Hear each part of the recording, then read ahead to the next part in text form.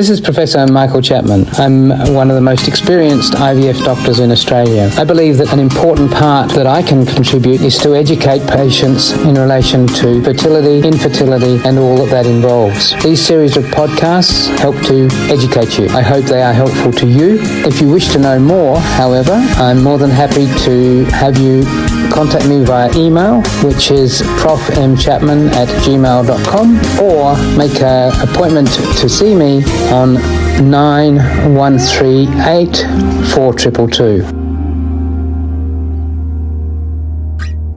Hi there.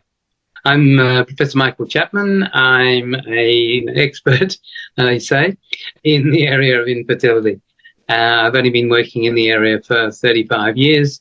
So I've seen IVF go from being an experiment with very low success rates to where it is today, which is highly successful and so much easier for both the patient and us as doctors, given the changes that have occurred in terms of medication and our laboratories, which have moved so much in that time frame.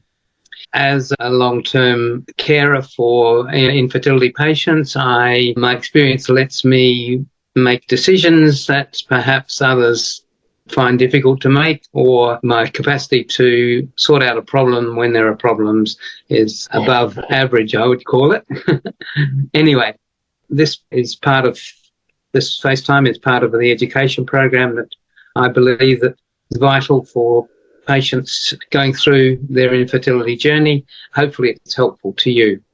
We generally start with questions. So if you've got anybody that has joined us, if you've got any questions, please ask, and I will provide an opinion. And otherwise, we'll just get started with some questions from previous episodes. Okay, Prof, the one question that was submitted was, what are your thoughts about more clinics adopting a freeze-all approach where all viable embryos are frozen and transferred in a later cycle? Frozen embryo transfers tend to have higher success rates. Yeah, the last statement in that is probably not correct. So in relation to freeze-all, I know that there are clinics that have adopted that approach and seem to get good success rates. Now, in terms of a frozen embryo versus a fresh embryo, the evidence is pretty clear that if you get a frozen embryo of good quality, and you compare it to a fresh transfer with an embryo of good quality, the results are the same. I know that some people have said it's better, but the biggest randomized study suggests there was no difference either way. Do we do freeze-all at all? There is, in Australia at the moment, about, I think it was 18% of all cycles are freeze-all cycles. So it's happening quite commonly. There are specific reasons why you would do a freeze-all. When we're doing genetic testing of the embryos, because of the time it takes to do that genetic testing, we need to freeze the embryos. So that's one scenario. The second is that if we're measuring progesterone levels, there is reasonably good evidence that if you have high progesterone levels just on the day of trigger, above 5 or 6, people vary in their cutoff point, you're going to have a lower chance of success because the endometrium is already being exposed to progesterone and therefore won't be in synchrony when we put the embryo back, and therefore pregnancy rates are less. So it's better to freeze in that scenario. So there are situations where it's indicated. However, as the question asked, there are clinics that are doing it as a routine. Why would they do it as a routine? It certainly does no harm in terms of success rate. That embryo that's thawed and survives is going to give you as good a pregnancy rate as a fresh one. The downside slightly is that freezing and thawing process is not without the possibility, only 1 or 2%, maybe 2%, of actually losing what might have been a good embryo in the freezing and the thawing process.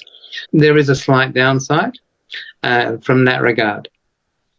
What it does do is enables everybody to be synchronized in terms of the embryo transfer itself.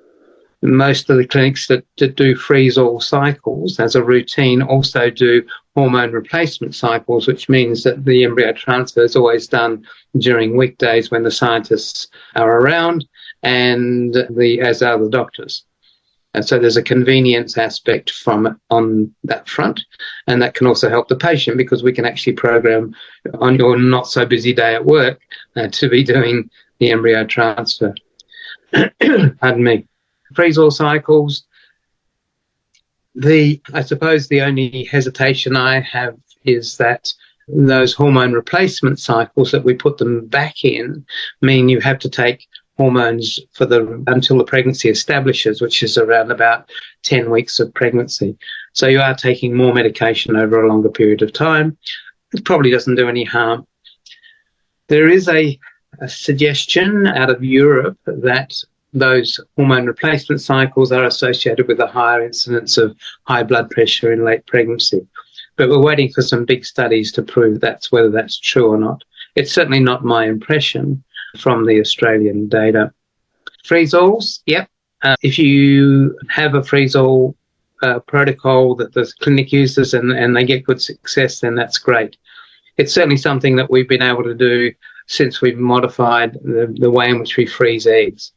A decade ago, using something called slow freezing, embryos that were frozen had half the chance of success compared with today. So with technology moving forward, it's certainly now an option. And don't forget that you can access all the previous episodes by going to our website www.theivfjourney.com and select IVF Journey podcast from the navigation menu.